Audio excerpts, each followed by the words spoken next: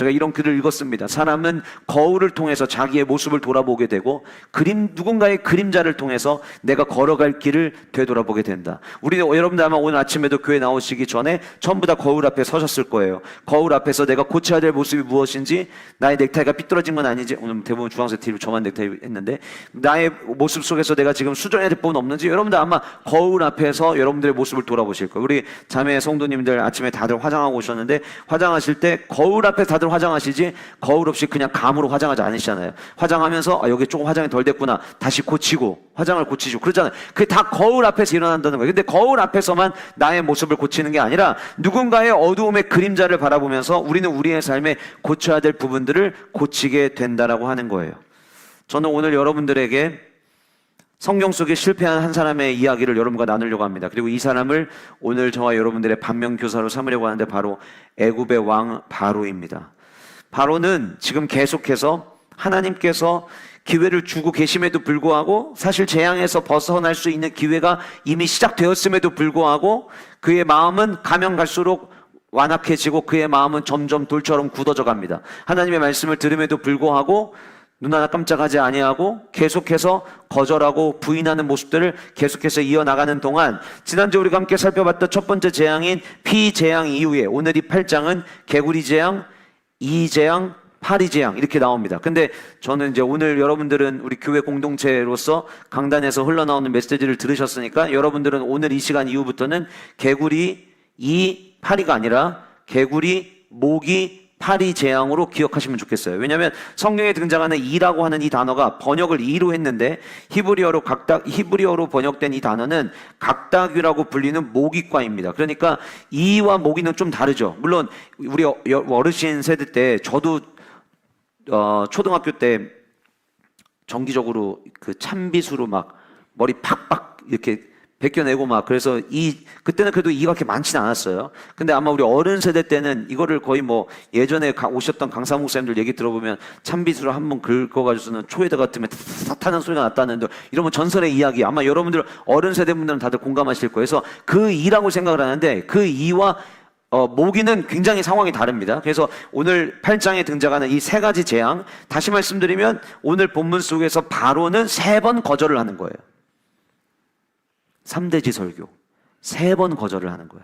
그 3번의 거절 안에 가만히 말씀을 묵상을 하다 보니까, 성도인 우리도 하나님 말씀대로 순종해야 된다는 걸 알매도 불구하고, 하나님 말씀 앞에 우리는 엎드려야 되는 걸 알매도 불구하고, 아마 저와 여러분들 포함해서 모두가 다, 목사인 저도 하나님 말씀에 과연 내가 100% 순종할 수 있을까라고 질문한다면, 저도 아마 하나님 오실 때 야, 너도 100% 순종 못하고 있어 라고 얘기하실 것 같아요.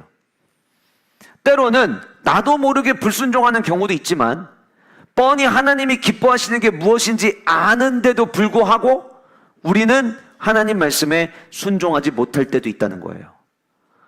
오늘 본문에 등장하는 바로가 하나님 말씀에 거부한 이유의 내면을 가만히 살펴보니까, 저와 여러분들이 신앙생활하면서 하나님 말씀 앞에 순종하지 못하던 때의 모습과 너무 많이 닮아있는 모습들이 오늘 본문 안에 숨겨져 있더라고요. 그래서 오늘 말씀, 여호와의 말씀을 거부하는 이유, 바로가 여호와의 말씀을 거부한 이유가 무엇이었는가를 함께 살펴보면서, 동일하게 내가 하나님 말씀에 순종하지 못하는 이유가 바로와 똑같구나라고 하는 것을 저와 여러분들이 깨달아서, 오늘 이 말씀이 반면교사를 우리가 바로로 삼아 계속해서 재앙의 늪을 향해 빠져가는 우리의 삶이 아니라, 바로의 모습을 반면교사 삼아 재앙에서부터 벗어나는 은혜와 축복이 저와 여러분들 모두에게 있기를 주님의 이름으로 축복합니다. 제가 오늘 사실상 8장을 전체를 다 읽어야 되는데 그럼 본문이 너무 길어져서 3가지의 스토리, 그리고 그 3가지 스토리 중에서도 이유를 언급할 수 있을 본문이 어디부터 어디까지까를 생각을 했을 때 8절에서부터 22절까지 해서 제가 거기만 읽었는데, 8장 전체가 개구리 재앙, 모기 재앙, 그 다음에 파리 재앙으로 이어지는 스토리예요. 근데 그 스토리의 8장 1절에 성경은 이렇게 이야기합니다. 여호와께서 모세에게 이르시되 너는 바로에게 가서 그에게 이르기를 여호와의 말씀에 내 백성을 보내라. 그들이 나를 섬길 것이니라. 이게 뭐라고 이야기하고 있냐면 여호와의 말씀에 이렇게 이야기를 하고 있어요. 그럼 여러분, 우리가 지난주에 살펴봤던 피재앙 이야기를 잠깐 생각을 해보면, 피재앙이 있고 나서 성경은 뭐라고 이야기하냐면 25절에 7장 25절에 여호와께서 나일강을 치신 후 이레가 지났다 이렇게 이야기하고 있어요. 그럼 이레 동안 물고기는 계속 썩고 있는 거고요. 사람들은 마실 물을, 이전에는 나일강에 가서 그냥 쉽게 물을 구했는데 지금은 물을 구하기 위해서 땅을 파야만 했고요. 여러분, 물이 나올 만큼 땅을 파는 거는요, 삽질 한 5번 해가지고 물이 나오는 게 아닙니다. 그렇죠? 우리 지하수 팔 때 보면, 예전 우리 교회가 지하수가 있었는데 지하수 팔 때 보면은 뭐 한 5m, 10m 판다고 물이 나오는 게 아니에요. 그렇게 생각을 한다면 이들이 물을 얻기 위해서 땅을 곳곳에 팔 때에 그들 굉장히 수고스러웠을 거예요. 그렇게 땅을 파면서 우리가 그동안에 나일강에서 물을 길어다가 먹었던 것이 이게 굉장히 큰 축복이었구나라고 하는 거를 그들은 어쩌면 깨달았을 거예요. 물론 백성들은 땅을 파가지고 물을 깃는 동안 애굽의 왕이었던 바로는 궁으로 들어갔고 23절 7장 23절에 뭐라고 이야기하고 있냐면 그 일에 관심을 가지지도 않았다고 이야기를 합니다. 아무래도 궁 안에는 그래도 오랜 시간 동안 보관해놔서 마실 만한 물들이 오랫동안 쓸 수 있는 물들이 있었던 것 같아요. 그러니까 나는 괜찮아요. 그러니까 관심을 안 가진 거예요. 백성들이 지금 땅을 파든 물을 얻기 위해서 힘들어하든 별 신경 쓰지 않은 거예요. 그렇게 지금 7일이 지났어요. 그럼 여러분, 이 7일이라고 하는 날은요, 그냥 일주일 지났구나 우리에게 이야기하는 게 아니라 일주일이라는 시간이 바로에게는 돌이킬 수 있는 기회가 주어졌던 거예요. 잘 들으세요, 여러분. 바로에게는 7일이었지만 여러분들 중에 어떤 누군가에게는 하나님이 한 달이라고 하는 시간을 돌이킬 기회를 주고 계신 분들도 계실 거고요.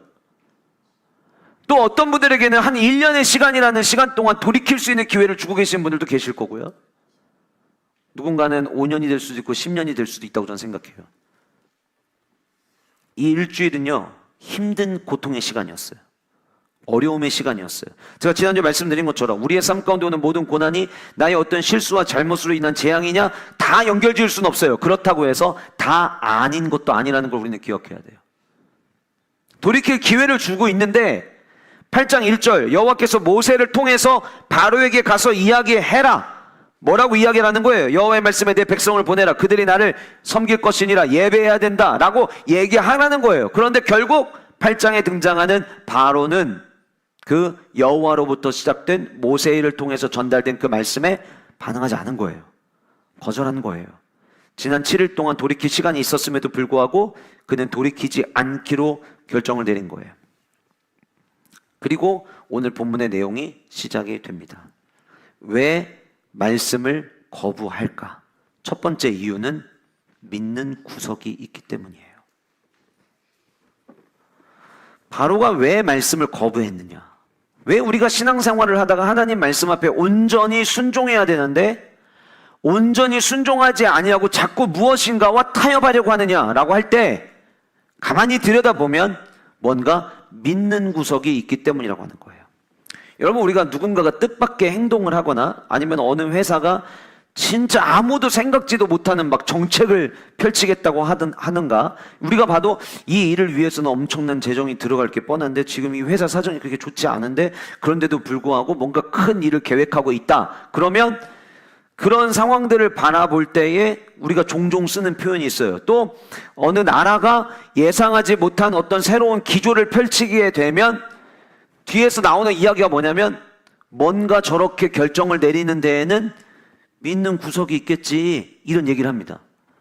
최근에 트럼프 대통령이 관세 정책을 막 무리하게 이제 제동을 걸기 시작을 하니까 세계 곳곳에서 이거를 어떻게 바라봐야 되느냐에 대한 시선들을 가지고 있는데, 그러면서 제가 지난주에 봤던 뉴스에는 트럼프와 중국의 시진핑이 지금 이 문제를 가지고 서로 힘싸움을 하고 있는데, 시진핑의 반응에 경제평론가가 뭐라고 이야기했냐면 시진핑이 이렇게 반응하는 데에는 우리가 알지 못하는 뭔가 믿는 구석이 있을 것이다, 이렇게 써놨더라고요.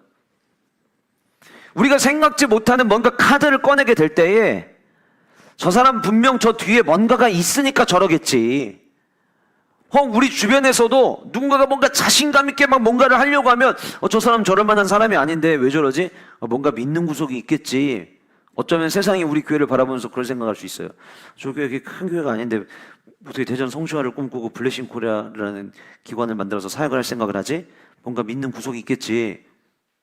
목사님이 저렇게 앞에서 하는 데는 뭔가 믿는 구석이 있겠지. 저 믿는 구석이 있죠. 하늘 아버지를 전 믿죠. 이렇게 믿는 구석이 있을 때, 전혀 생각지 못하는 일을 뭔가를 계획하고 할 때 우리는 믿는 구석이 있다고 이야기를 해요. 악착같이 노력해서 성공한 사람들을 보면은요, 공통적 특징이 있더라고요. 뭐냐면 그들은 믿는 구석이 없었어요. 믿는 구석, 나를 뒤에서 누군가가 지지해주고 후원해주고 내가 성공할 수 있도록 돕는 자가 없었던 사람들은요, 악착같이 일하고 악착같이 공부하고, 그래서 우리가 흔히 이야기하는 성공신화에 등장하는 사람들은 다 어렵고 힘겨운 시간들을 통과해가지고 마침내 자기의 것을 이루는 모습들을 우리는 보게 됩니다. 누군가에게는 믿는 구석이 없어서 성공할 수도 있지만 누군가는 믿는 구석이 있어서 망하기도 합니다. 오늘 본문에 등장하는 바로는 믿는 구석이 있어서 망하고 두 번째 재앙을 불러들였던 거예요. 앞에서 살펴본 것처럼 지난주에 나일강에 있는 피재앙, 나일강을 신격화했다고 했죠. 나일강 자체가 신은 아니에요. 근데 나일강의 이 풍요를 도와주는 신이 있는데 그 신 이름이 하피라고 하는 신이었다고 제가 지난주에 말씀드렸죠. 그래서 우리가 지난주 살펴본 것처럼 애굽의 왕이었던 바로는 매일 아침마다 그 나일강에 가서 오늘도 우리 나일강을 지켜주시는 하피 신이여 감사합니다. 오늘도 나일강에게 풍성함을 주시는 하피 신이여 오늘 하루도 지켜주소서. 이런 제사적 제위적 행위를 그는 매일 아침마다 했어요. 다시 말씀드리면 매일 아침 눈 뜰 때마다 내가 의지하는 하피 신이여, 이게 됐던, 이렇게 삶을 살았던 사람이 바로 왕이었던 거예요. 그런데 그 나일강을 지켜주는 하피 신이 있을 거라고 늘 생각하고 그날 아침에도 나가서 제의적 행위를 했는데, 웬일인 게 지금 그 나일강이 전부 다 피로 바뀌었고, 그 나일강에 풍요로웠던 물고기들, 그래서 그 물고기를 잡아서 먹고 살았던 그들에게 물고기가 더 이상 먹을 수 없는 죽은 물고기, 썩은 물고기가 돼버리는 상황이 된 거예요. 늘상 어떻게 생각했냐면 애굽의 첫 번째 우리가 의지할 수 있는 최고의 신은 하피 신이다라고 그들은 생각하고 있었는데, 그 하피 신이 거절한 것처럼 보여지는 거예요. 본문에 등장하는, 지난주에 우리가 살펴봤던 그 하피 신은요, 우리가 바알과 아세라 이렇게 이야기할 때 바알은 남성의 신, 그리고 아세라는 여성의 신인데도 그들 안에 성을 우리가 사람들이 정해놓는 거예요. 이 신은 남자를 대표하는 신, 남성신. 그래서 그 신의 단어 안에 원어를 보면은 이게 남성형이냐 여성형이냐가 나오는데, 지난주에 우리가 살펴봤던 하피 신은 남성형 신이에요.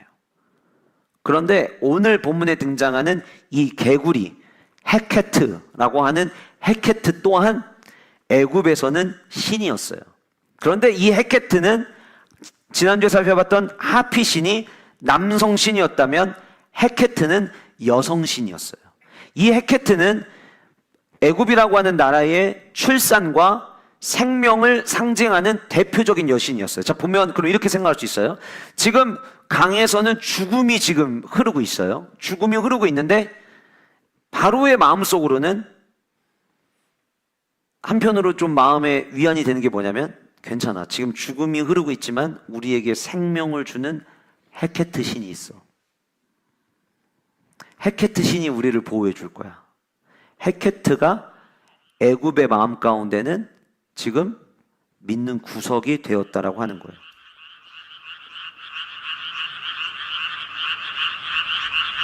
결국 바로는 하피 신이 우리를 지켜주지 못했지만 헤케르 신이 우리를 지켜줄 수 있다고 생각을 했다라고 하는 거예요.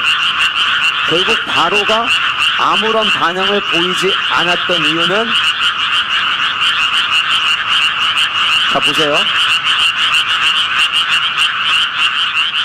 여러분 잘 생각해보세요. 지금 방송실에서 실수한 게 아니라 제가 이렇게 해달라고 했어요. 여러분 오늘 본문에 보시면, 조금 일찍 들었어요. 본문에 보시면, 자 3절 보세요. 3절.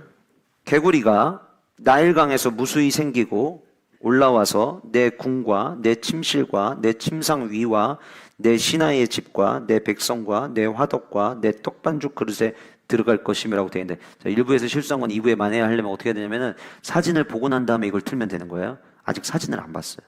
사진을 잠깐 보여드릴게요.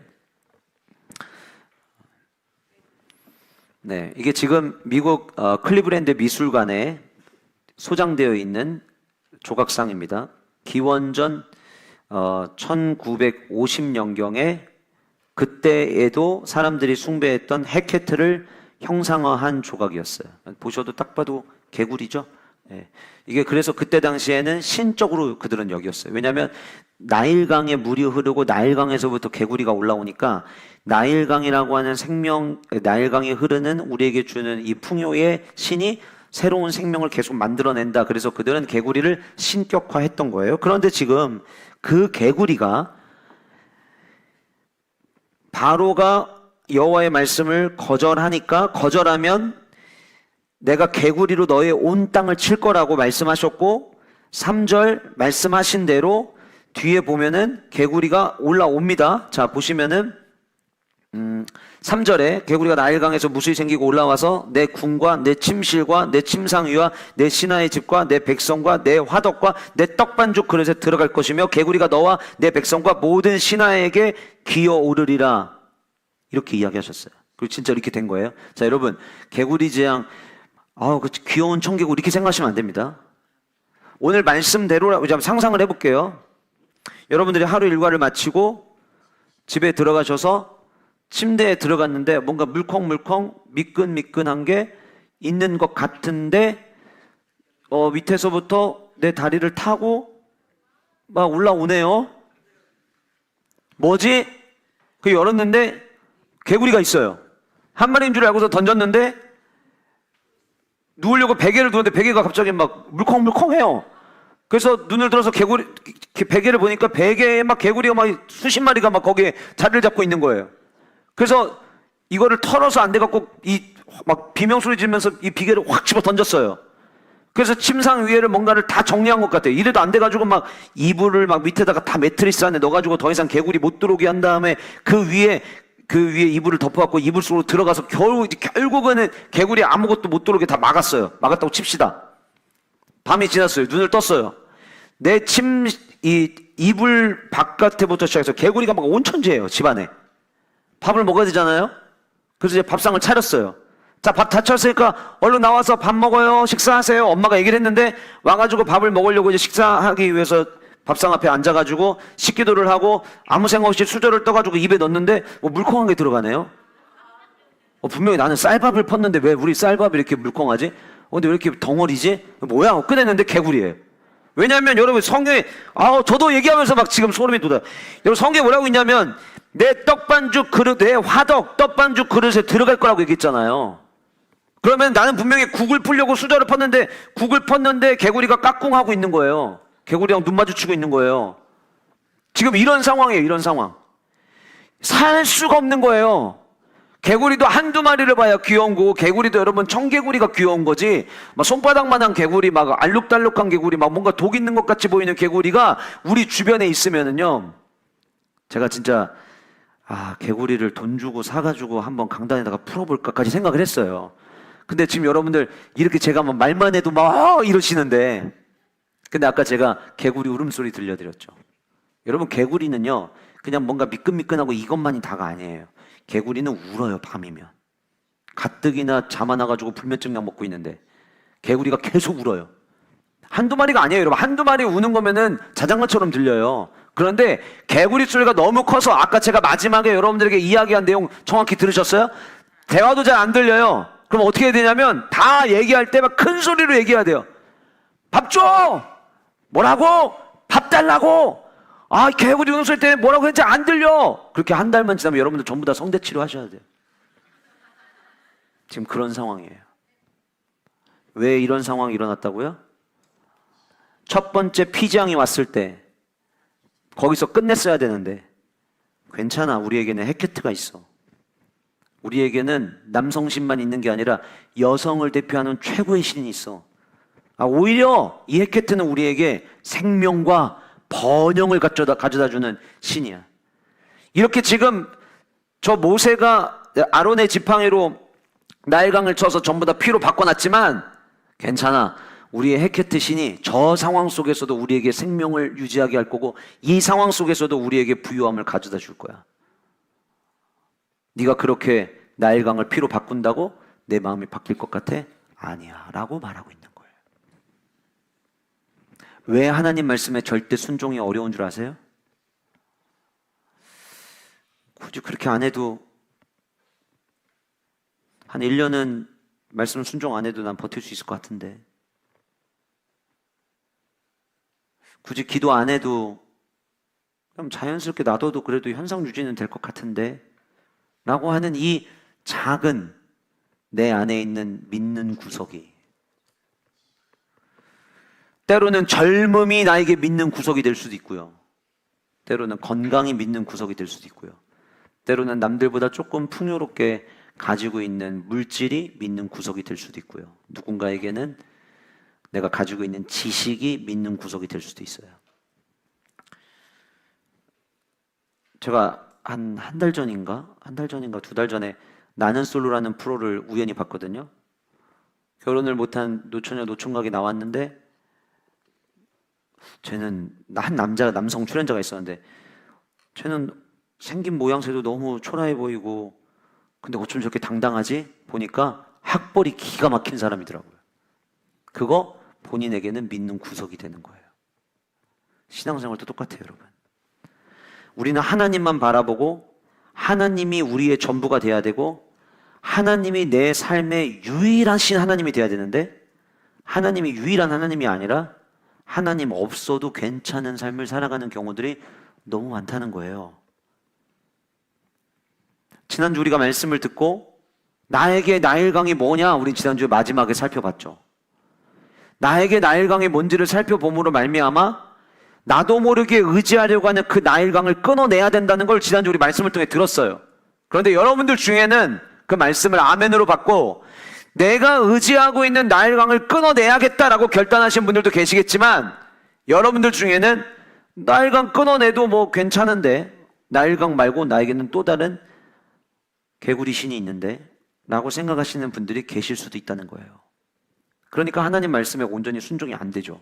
이거 아니어도 먹고 살 길이 있고, 이거 아니어도 문제 해결될 수 있는 방안들이 얼마든지 있는 것 같고, 뭔가 여기서 안 되는데 또 저긴가에서 채워지고 저긴가에서 안 되면 또 다른 데서 채워지는 것을 통해서 내가 굳이 하나님 앞에 발버둥 치면서 부르짖는 기도를 내가 굳이 해야 될까? 라는 생각이 들 때가 우리 안에 있다는 거예요.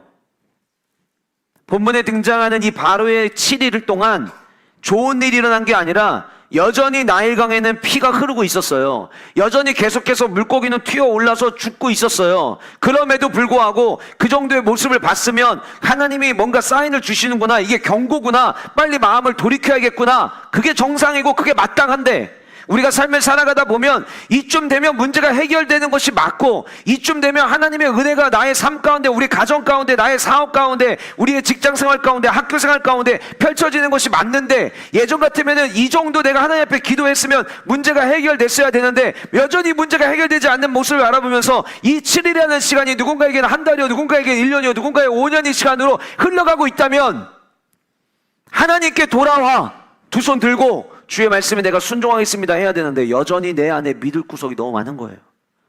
하나님 아니어도 사는데 아무런 지장이 없는 거예요. 이미 받은 복, 그것 갖고도 충분히 살 수 있는 거예요. 그러다 보면 어떻게 되냐면요, 하나님 말씀에 순종하지 못하게 된다는 거예요. 여러분, 결국 이 개구리가 어떻게 됐습니까? 13절 말씀 보시면 여호와께서 모세의 말대로 하시니 개구리가 집과 마당과 땅에서부터 나와서 죽은지라. 여러분, 되게 재밌지 않아요? 이 본문의 내용을 가만히 보면은요, 결국 개구리들이 막 여기저기 올라와가지고 침상부터 시작해서 밥그릇까지 막 다 정복을 했어요, 개구리가. 그러니까 바로가 이 상황을 보고, 이거 요술사들, 여기 보면은 이제 7절에 요술사들도 자기 요술대로 그와 같이 행합니다. 그래서 개구리가 이곳 땅에 올라와요. 여러분, 요술사 되게 멍청한 거 아니에요? 지금 뭐 때문에 지금 문제예요? 개구리 때문에 문제죠. 그럼 마술사가 진짜 마술을 부리려면 어떤 마술을 부려야 돼요? 개구리 없애는 마술을 부려야 되는 거 아니에요? 근데 멍청한 마술사들은 가뜩이나 개구리 많아 죽겠는데 개구리를 더 만들어내고 있어요. 정신 나간 요술사들 아니냐고요. 물론 이 요술도 지난주 말씀드린 것처럼 마술입니다. 8절 말씀 보시면, 그러니까 바로가 안 되겠다 싶으니까 모세와 아론을 불러서 이렇게 얘기해요. 여호와께 구하여. 여호와께 구하여. 여기 본문에 구하여라고 하는 히브리어는 부르짖어 기도하다, 간청하다는 의미를 갖고 있어요. 자, 바로가 여호와께 구해달라 이렇게 얘기하고 있어요. 그 여호와의 이름을 부르면서 모세와 아론에게 대신 좀 기도해달라고 이야기합니다. 그래서 뭐라고 기도해달라고 이야기냐면 나와 내 백성에 대해서 이 개구리를 좀 떠나도록 기도해달라. 그러면 내가 너희들이 요구한 것처럼 백성들 내보내서 여호와께 제사 드리게 하겠다. 그랬더니 9절에 모세가 바로에게 말합니다. 내가 왕과 왕의 신하와 왕의 백성을 위하여 이 개구리를 왕과 왕궁에서 끊어 나일강에만 있도록 언제 간구하는 것이 좋을지 내게 분부하소서. 여러분 모세와 아론에게 지금 확신이 있는 거예요. 어떤 확신이 있는 거예요? 이게 하나님이 보낸 재앙이라는 확신이 있는 거예요. 그러니까 이거는 하나님께 기도하면 문제가 해결될 거라는 확신이 있었던 거예요. 그래서 얘기한 거예요. 언제 간구하는 것이 좋을지 내게 말해줘라. 그럼 여러분들이 바로 왕이면 언제 기도할까요? 이렇게 물어보면 여러분들 뭐라고 대답하시겠어요? 지금 당장이죠. 근데 뭐라고 이야기합니까? 내일이라고 이야기해요. 그가 이르되 내일이니라. 왜 내일이라고 이야기했을까요? 어떤 생각을 하고 있냐면 지금 바로는 이게 만약 우연히 지나가는 개구리 떼라면이라고 생각을 하는 거예요. 그래서 한번 오늘 밤까지 한번 더 지켜보지라는 생각을 하는 거예요. 자, 모세와 아론은 이 재앙이 지금 하나님이 내리신 재앙이라는 확신을 가지고 있지만 바로는 확신이 없는 거예요. 혹시 모르지 오늘 밤 지나고 나서 개구리떼가 다 사라질지 그 생각을 갖고 있는 거예요. 그래서 내일이라고 얘기를 한 겁니다. 그래서 모세가 알겠다, 왕의 말씀대로 하여 왕에게 우리 하나님 여호와 같은 이가 없는 줄 알게 하리라 하고 이야기를 합니다. 자, 그리고 나서 13절 그 다음날 모세가 12절 마지막에 보시면 모세가 여호와께 간구합니다. 부탁한 대로 기도했어요. 그리고 나니까 13절 여호와께서 모세의 말대로 하시니 개구리가 집과 마당과 밭에서부터 나와서 죽은지라 사람들이 모아 무더기로 쌓으니 땅에서 악취가 나더라. 여러분 개구리 썩은 냄새 맡아보신 적 있으세요? 저는 이걸 맡아봤어요. 왜냐하면 어릴 때 막 이제 교회에서 정규 연수할 때 옛날에 삼천리 수양관이라고 저기 어디죠? 논산 넘어가는데 거기 언덕에 삼천리 수양관이라고 거기서 예전에 우리 교회랑 몇 교회가 연합으로 수련했던 적이 있었어요. 거기서 수련했는데 거기 그 올라가는 쭉 위로 올라가는 도로변 옆에 조그만한 물이 이렇게 흐르는데 거기 그때 개구리가 엄청 많았어요. 그래서 어른들 예배하는 시간에 저는 이제 주일학교 학생이었으니까 예배 다 안 드리고 중간에 나와가지고 개구리를 자꾸 잡은 거예요. 근데 개구리를 잡았는데 개구리를 할 게 없잖아요. 뭐 거기서 뭐 튀겨 먹기를 하겠어요. 뭐 할 게 없잖아요. 그래서 주변에 이제 식당에는 이쑤시개를 가져다가 이제 개구리 해부하고 놀고 막 그랬거든요. 개구리를 그때 그 개구리들에게 운명을 달리한 개구리는 굉장히 미안하지만 여러분 개구리의 해부는 교과서에 나오는 이야기입니다. 저를 그렇게 무슨 뭐 엄청난 죄를 저지른 살인범 대하들 이렇게 쳐다보지 마세요. 그래서 이제 스티로폼 갖다가 개구리 다리 쫙쫙 네 군데로 펼치고 이쑤시개로 일단 다리부터 이제 못 박아 드리고 그리고 난 다음에 이제 칼이 없으니까 또 다른 이쑤시개로 밑에부터 이렇게 가르는 거예요.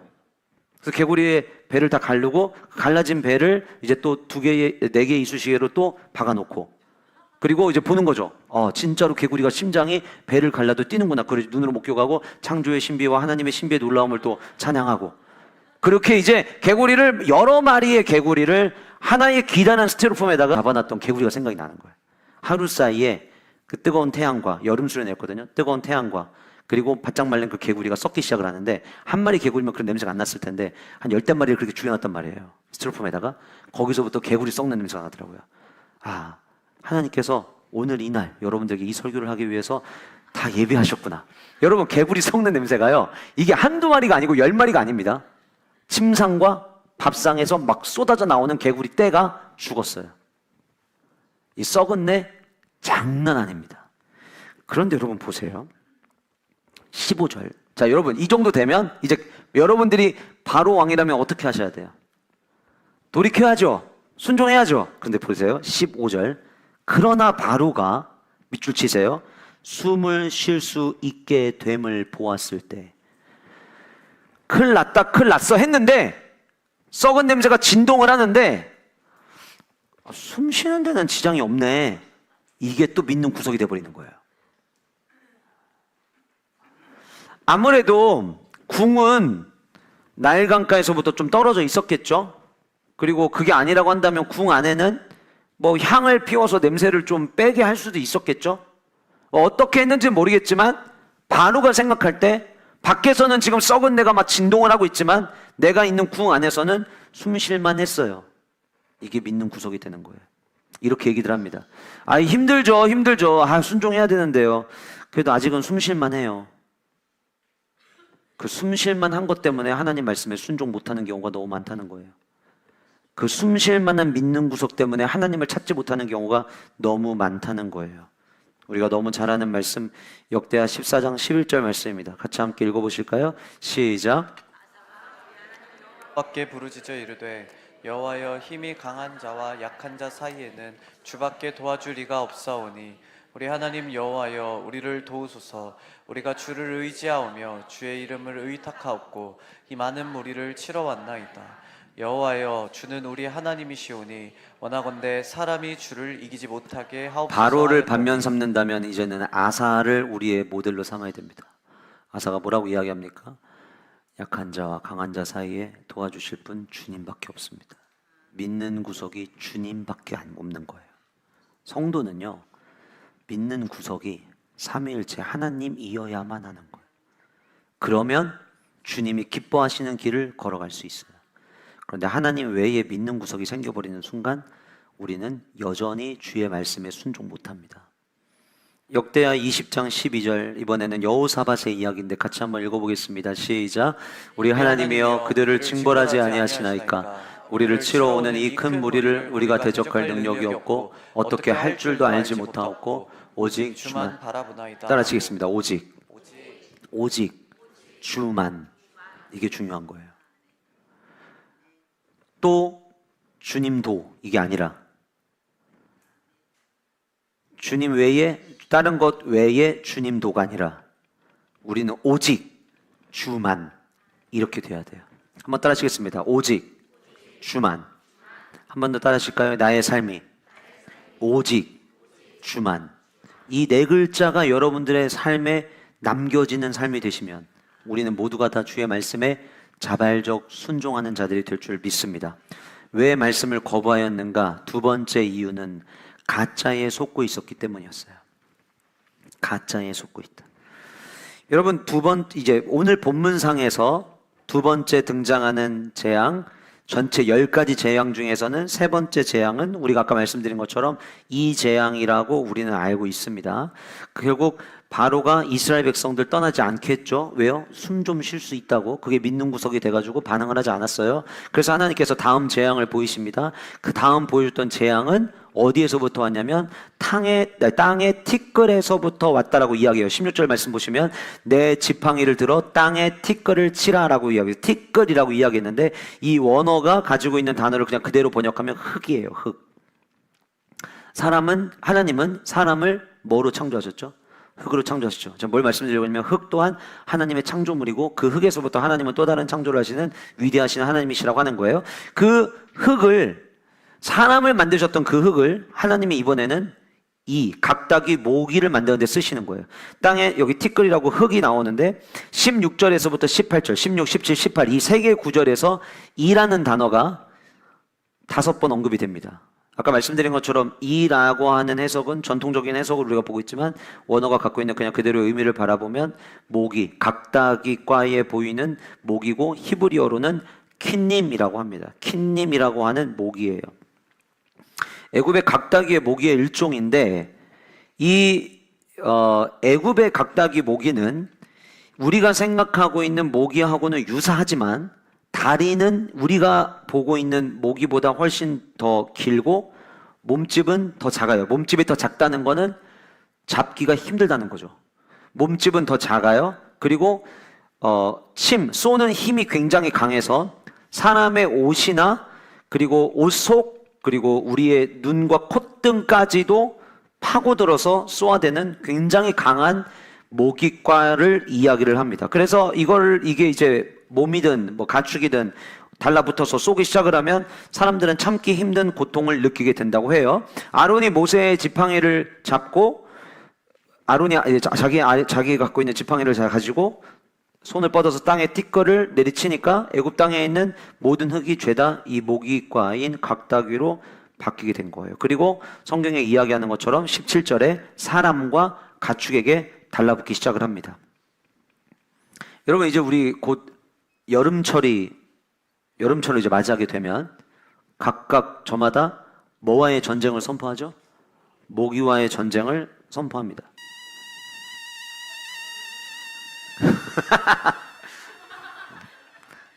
여러분, 여기 지금 목이 없어요. 근데 그냥 목이 소리만 들리는 거예요.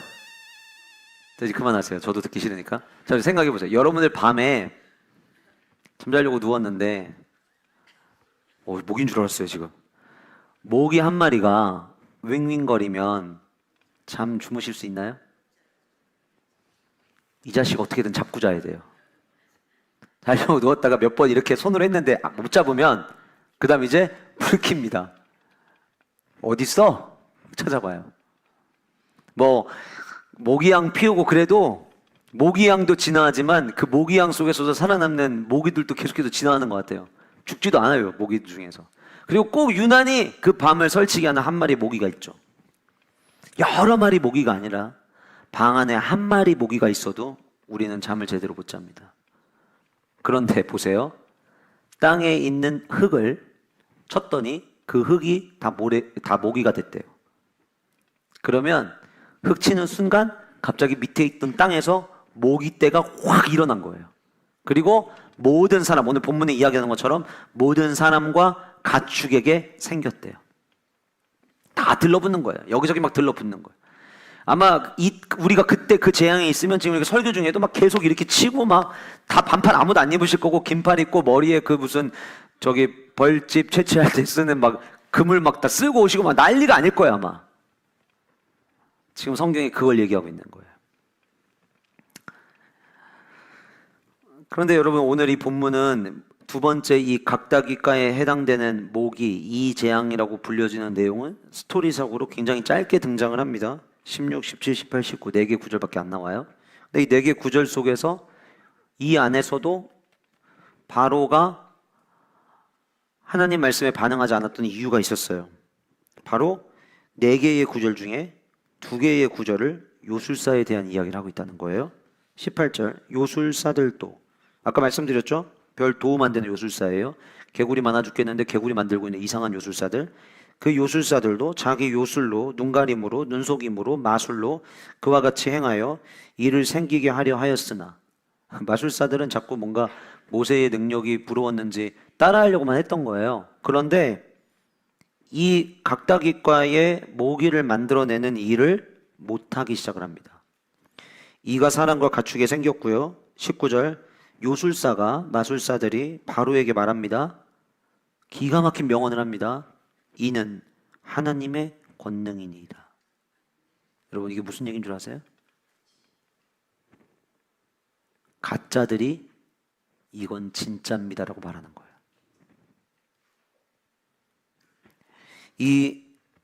이 재앙, 각다기과 모기 재앙 때부터 요술사들이 따라하지 못하기 시작을 했어요.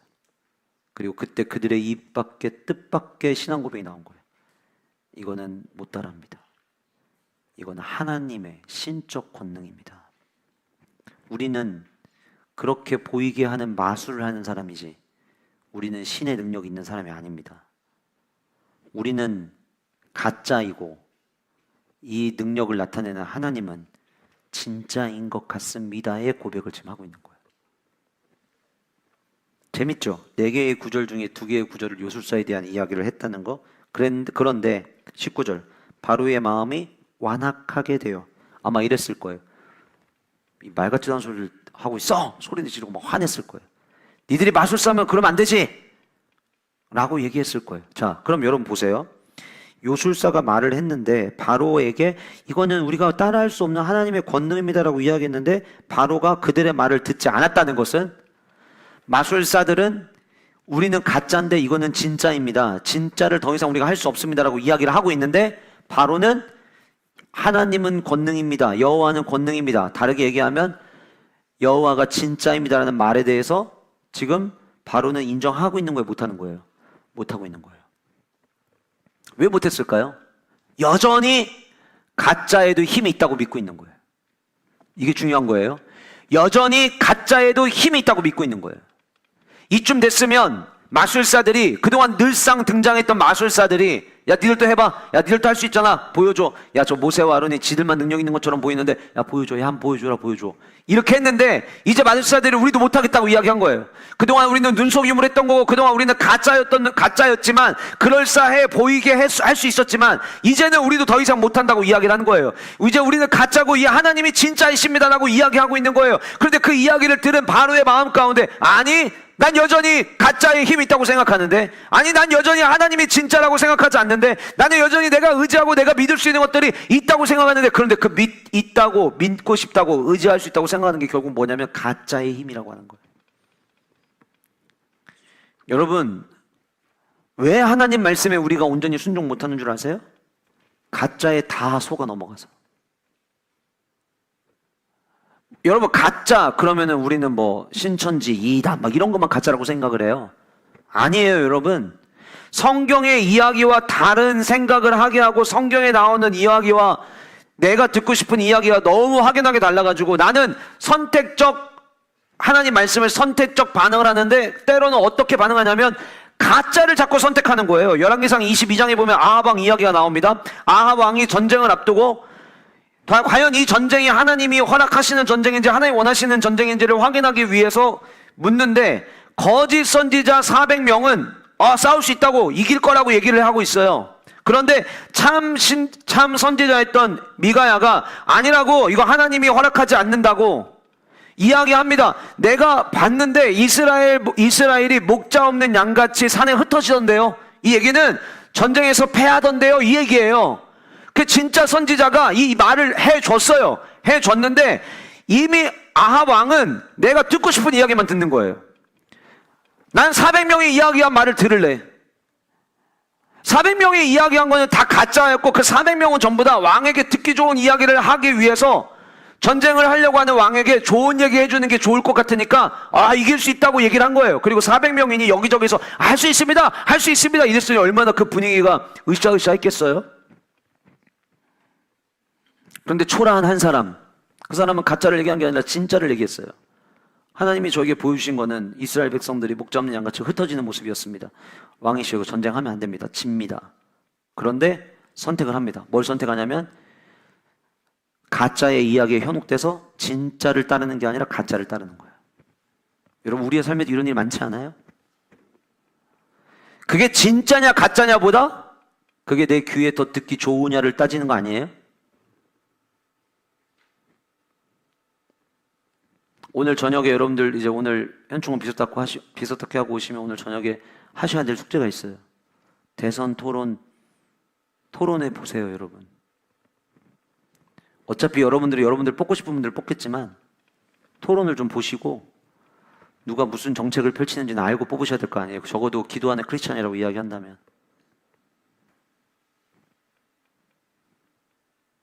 경제가 어렵다고 하니까 사람들에게 경제 살릴 수 있다고 이야기를 하는데, 후보 연설회를 제가 이렇게 들어보면 말도 안 되는 시장 경제의 원리를 가져다가 이대로 하면은 경제 활성화됩니다라고 얘기하는 후보도 있더라고요. 듣기에는 그럴싸해 들려 보여요.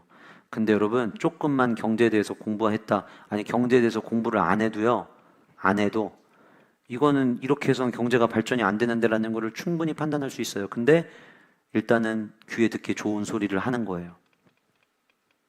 얼마나 많은 가짜들이 진짜를 덮는 줄 아세요, 여러분? 얼마나 많은 가짜 뉴스들이 진짜를 덮는 줄 아세요? 우리는 지금 그런 세상 속에 살아가고 있어요. 종교적으로 신천지 이단을 비롯한 이런 거짓 이야기와 세상에 들리는 수많은 가짜 이야기가 진짜를 덮는 것만 있을까요? 아니, 그렇지 않습니다. 여러분들, 우리의 마음속에 사탄은 끊임없이 가짜 이야기를 흘립니다. 여러분들이 말씀에 순종하지 못한 이유는 어쩌면 나도 모르는 사이에 가짜인 마귀가 우리에게 들려준 내면의 소리에 다 속고 있기 때문에 순종하지 못하는 거예요. 하나님 말씀 듣고 순종해야지, 지금 결단해야지. 근데 마귀가 이야기합니다. 지금은 때가 아니야. 지금 아니어도 너 나중에도 할 수 있어. 뒤로 자꾸 미루게 하죠. 근데 여러분, 성경에 등장하는 순종의 모든 사람들은 뒤로 밀어서 순종한 예가 없습니다. 성경에 등장하는 모든 믿음의 사람들이 순종할 때에는 다음날 아침에 일찍이 전부 다 즉각적인 순종이었지 뒤로 미룬 순종은 단 하나도 없습니다. 근데 마귀가 우리에게 이야기하는 거예요. 하지 말라는 게 아니라 나중에 하라는 거야. 지금은 때가 아니야. 지금은 네가 열심히 그냥 노력해야 될 때야. 모든 그리스도인들의 부모님들은 자녀들이 믿음 안에서 자라기를 원한다고 말은 합니다. 그런데 아이들에게 이렇게 이야기하는 거죠. 지금은 근데 공부해야 될 때야. 여러분, 그럼 교회 다니는 애들은 공부하지 말라는 거예요? 아니, 교회 다니는 애들 공부 다 해요. 그런데 공부보다 주님을 높이는 게 우선이라고 전 얘기하려고 하는 거예요. 근데 그런 거짓말에 속지 않습니까? 지금은 때가 아니라고? 히브리서 3장 15절에 말씀합니다. 오늘날 너희가 그의 음성을 듣거든 마음을 강팍하게 하지 말아라. 가짜 이야기를 듣고 사단의 목소리를 듣고 마음이 확 굳어져 버리는 거예요. 누구처럼? 바로처럼. 그래서 순종 못해요. 내가 지금 순종 못하는 거 하나님이 이해해 주실 거야. 자기 합리화합니다. 사탄이 마음속에서 이야기합니다. 야, 하나님도 너 힘든 거 아셔. 하나님도 너 다 이해하셔. 하나님이 우리 힘든 거 아시죠? 그럼에도 불구하고 순종하는 그 모습을 교회에서 우리에게 복 주시는 거죠. 근데 마귀는 어떻게 이야기합니까? 하나님도 너 힘든 거 알기 때문에 우리 하나님, 사랑의 하나님이 너 그거 순종 안 한다고 막 너 혼내고 재앙 내리고 그러지 않아. 이거는 사단의 음성이에요. 고린도서 6장 1절에 이야기합니다. 은혜를 받아 헛되이 하지 말자. 은혜를 받았으면 은혜에 반응을 해야지. 은혜는 받아놓고 삶의 결과와 삶의 행동은 다 내가 원하고 싶은 대로 살아가는 거예요. 거룩, 구별, 성결 이야기하면 사단이 우리 마음속에 이야기합니다. 야, 시대가 지금 어느 시대인데.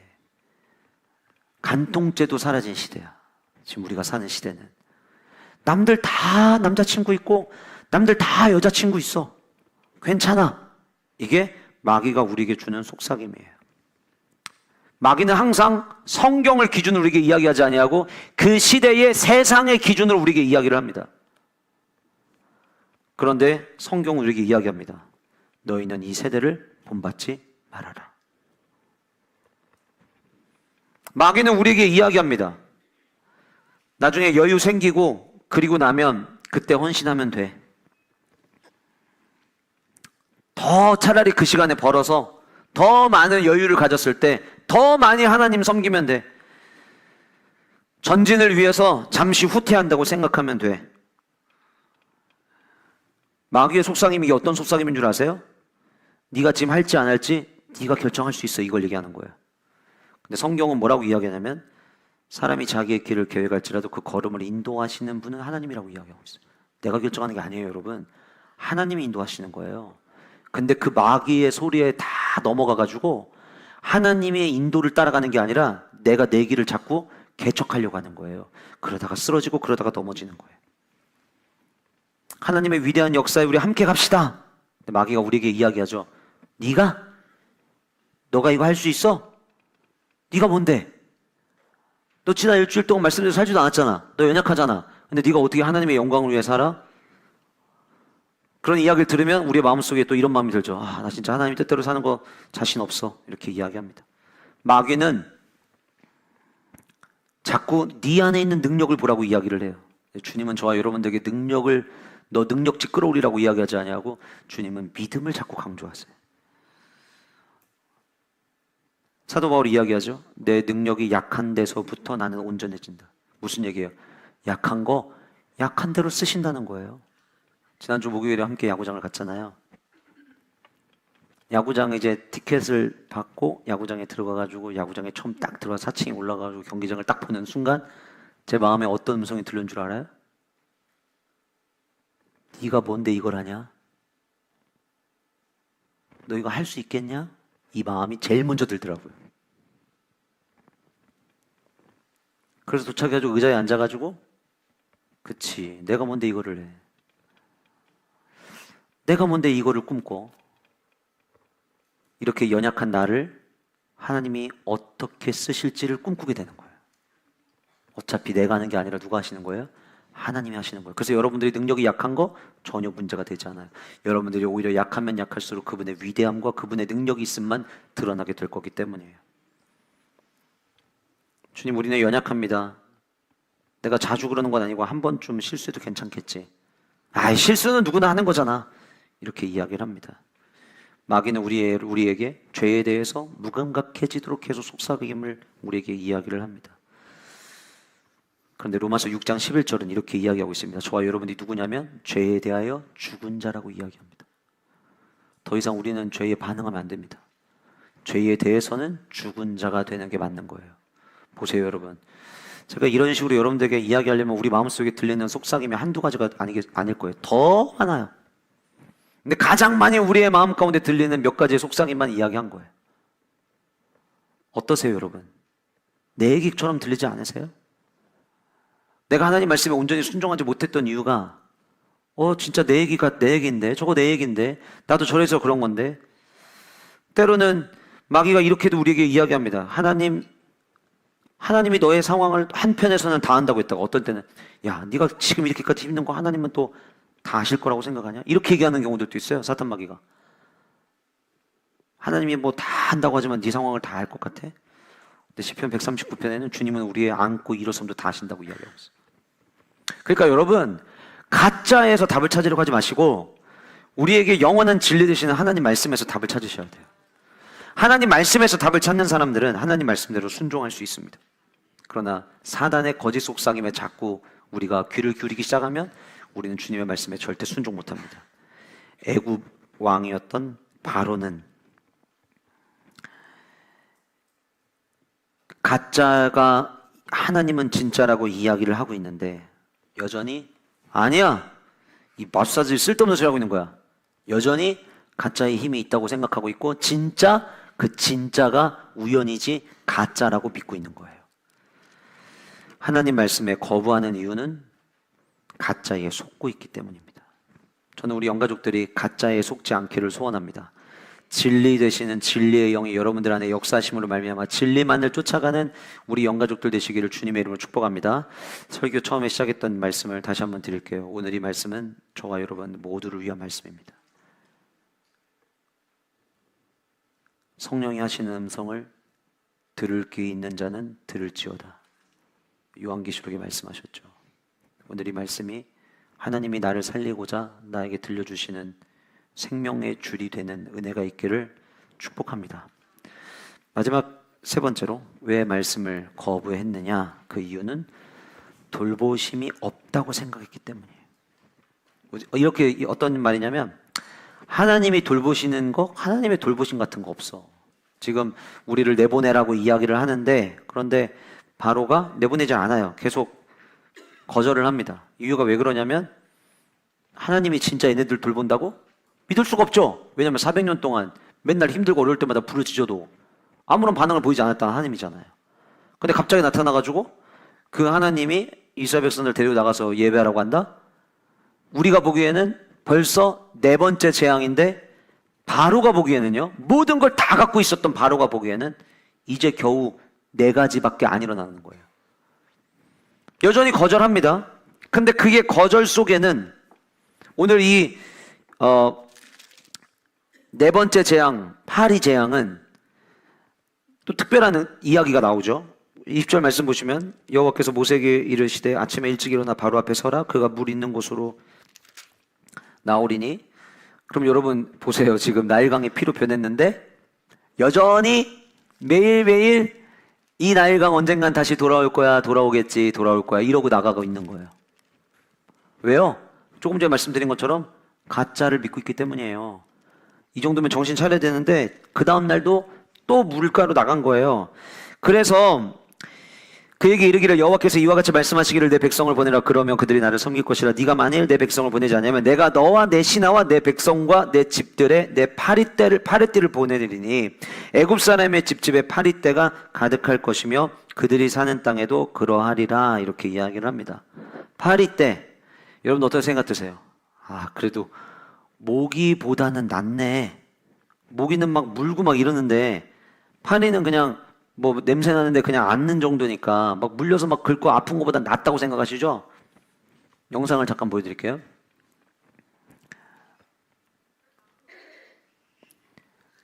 지금 오늘 성경에 나오는 파리입니다.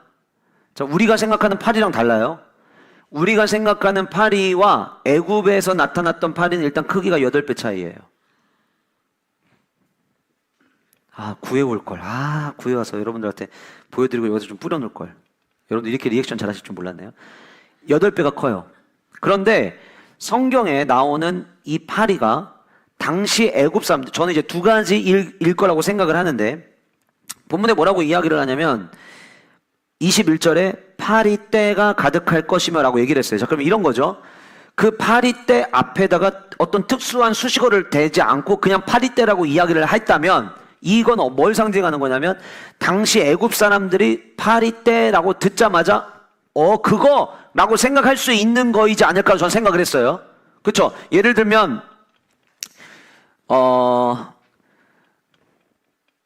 우리 교회 행사 있을 때 입고 오는 옷, 그러면 따로 말 안 해도 주황색 티를 입고 오는 것처럼, 왜냐면 우리한테는 주황색 티가 그게 딱 말하면 척하면 알아듣는 그런 것처럼.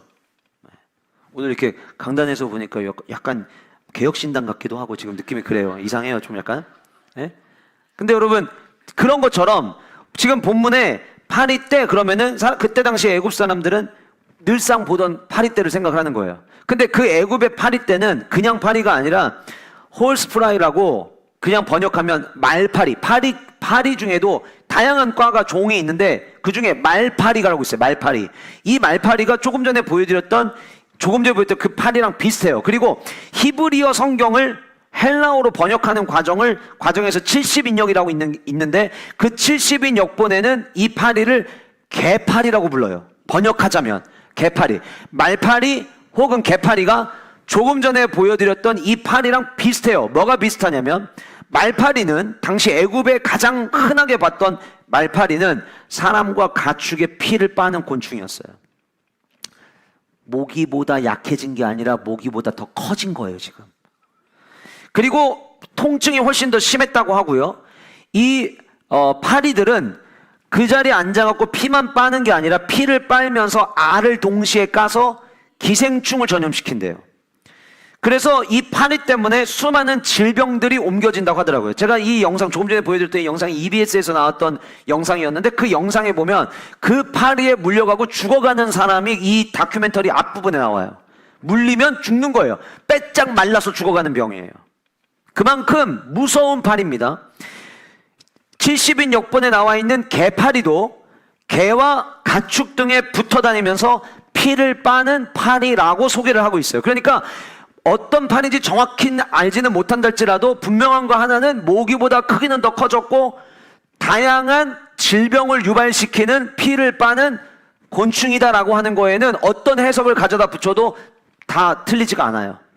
그런데 그냥 단순히 각다기과의 모기에서 크기만 커진 게 아니라 본문에서 이때부터 뭔가 달라지는 게 있는데 22절에 그날에, 무슨 날이에요? 파리떼가 너네들 가운데 임하는 그날에 나는 내 백성이 거주하는 고센 땅을 구별하여 그곳에는 파리가 없게 하리니, 인큐베이터, 그 고센 땅이 진짜 인큐베이터가 된 거예요.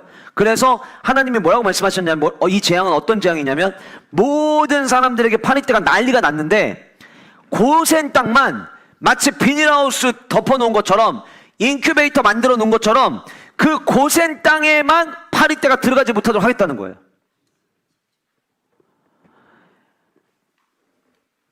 우리가 모기 있을 때 모기장 치는 것처럼 하나님이 이스라엘 백성들을 위한 거대한 파리장을 쳐주시는 거예요. 못 들어오게. 밖에서는 막 물리고 전염병 막 돌아다니기 시작하는데 고센 땅만 고요한 거예요. 고센 땅만 사람들이 괴로워하지가 않는 거예요. 그렇게 하겠다고 하나님께서 말씀하시면서 23절에 뭐라고 이야기하냐면 내가 내 백성과 내 백성 사이를 구별하니니 내일 이 표징이 있으리라 하셨다 하시고 여호와께서 그와 같이 하시니 무수한 파리가 바로의 궁과 그의 신하의 집과 애굽의 온 땅에 이르니 파리로 말미암아 그 땅이 황폐하여졌더라. 그런데 뒷부분, 이제 제가 오늘 22절까지 말했는데 뒷부분에 보시면 결국 바로가 마음을 돌이키느냐? 돌이키지 않아요. 왠 줄 아세요? 진짜 하나님 백성만 돌보신다고? 하나님이 살아계셔서 돌보신다고? 400년 동안 하나도 안 돌봐줬는데 400년 동안 기도해도 응답이 없었는데, 그래서 바로는 그것 또한 우연이라고 생각하는 거예요. 돌보심? 그런 게 어디 있어. 하나님 말씀에 순종 못하는 세 번째 경우가 어떤 경우냐면요, 하나님이 지금도 나를 돌보시니까 내가 이만한 거지 라는 생각을 자꾸 버리게 만들어요. 참 교회라는 곳은 이상해. 내가 열심히 노력해가지고 지금까지 벌어온 거지 무슨 하나님이 도우셨다고 이야기를 하는 거야. 그래서 하나님의 돌보심을 자꾸 부인하려고 그래요. 성경은 뭐라고 이야기합니까? 하나님의 돌보심 있다. 내가 이스라엘 백성들 그 고센 땅 내가 돌봐주는 거 내가 보여줄게.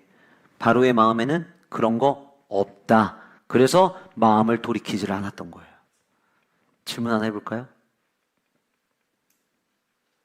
지난 일주일 동안 하나님이 여러분들을 돌보셨다는 걸 여러분들 믿으십니까? 근데 여러분들 중에는 아멘이 한 번에 안 나오는 분들도 계실 수 있어요. 지난 일주일이 너무 지옥 같고, 지난 일주일이 너무 괴로웠고, 지난 일주일 동안 잘된 일이 하나도 없어서 과연 진짜 이게 하나님이 돌보시는 게 맞나? 함께 같은 목장에 다른 목원들 얘기 들어보면 하나님이 돌보시는 것 같은데 진짜 내 삶을 하나님이 돌보시는 거 맞나? 그럼에도 불구하고 기도 생활을 포기하지 않고 계속해서 기도하는데, 기도하면 뭔가 나아져야 되는데 여전히 나아지지 않는 모습이 이어지고, 하나님이 나를 버리신 건가? 이런 생각이 들 때 우리 안에 있지 않아요? 근데 우리가 생각해야 되는 게 이거예요. 그 기도가 있었기 때문에 그래도 오늘 있는 거예요. 그 기도조차 없었더라면 진작에 무너졌고 진작에 망했을 거예요. 하나님은 지금도 우리를 돕고 계십니다. 그런데 하나님이 돕고 계시다는 말, 그런 거 없어 라고 생각하면 내가 하나님 말씀에 순종해야 될 이유가 없어지는 거예요. 하나님은 이미 우리에게 영원한 생명을 주셨어요. 영원한 인큐베이터 안에 우리를 들어가게 하신 거예요. 그런데 우리는 자꾸 그 영원한 생명 말고 그 밖에 기타 등등의 은혜를 원할 때가 너무 많다는 거죠. 지금 내가 사는 것도 주님의 돌보심과 주님의 은혜인데 그거를 망각하게 될 때가 너무 많아요. 그래서 지난 일주일에 하나님의 돌보심이 없다고 생각하면, 그런 생각이 강하면 강할수록, 하나님의 돌보심 같은 거 인정하지 않으면 않을수록 내가 하나님 말씀을 따라가야 될 이유는 점점점 희미해져 갑니다. 그래서 우리가 주님 말씀에 순종하기 위해서는 오늘 내가 이렇게 있을 수 있는 것도 따라하시겠습니다. 다 주님의 은혜입니다. 이 고백을 우리는 해야 되는 거예요. 내가 사는 것도 주님의 은혜요, 내가 숨 쉴 수 있는 것도 주님의 은혜, 오늘까지 인도하신 것도 주님의 은혜라고 고백할 때 우리는 온전한 예배자가 될 수 있고 온전히 주의 말씀에 순종할 수 있게 되더라라고 하는 거예요. 고센 땅을 하나님께서 돌보시는 이 과정을 통해 하나님께서는 말씀하십니다. 내가 너희들을 구별하여 내가 지키고 보호하는 하나님이다. 내가 너희들과 약속, 나는 지킬 거다. 바로에게는 완악한 마음을 가졌지만 동시에 고센 땅 안에 있던 이스라엘 백성들은 이 네 번째 재앙에서부터 진짜 하나님이 우리를 돌보시는구나라고 하는 걸 뼈저리게 느끼기 시작했을 거예요. 보여요. 저 멀리 떼들이 돌아다니는 게 보여요. 근데 우리가 머무는 하늘에는 그 떼가 안 보여요. 보호하시는구나, 은혜구나. 이 은혜를 날마다 경험하는 우리 영가족들 모두가 되시길 주님의 이름으로 축복합니다. 시편 121편 4절에서부터 6절까지의 이런 말씀이 있습니다. 이스라엘을 지키시는 이는 졸지도 아니하시고 주무시지도 아니하시리로다. 여호와는 너를 지키시는 이시리라. 여호와께서 내 오른쪽에서 내 그늘이 되시니 낮에 해가 너를 상하지 아니하며 밤의 달도 너를 해치지 아니하리로다.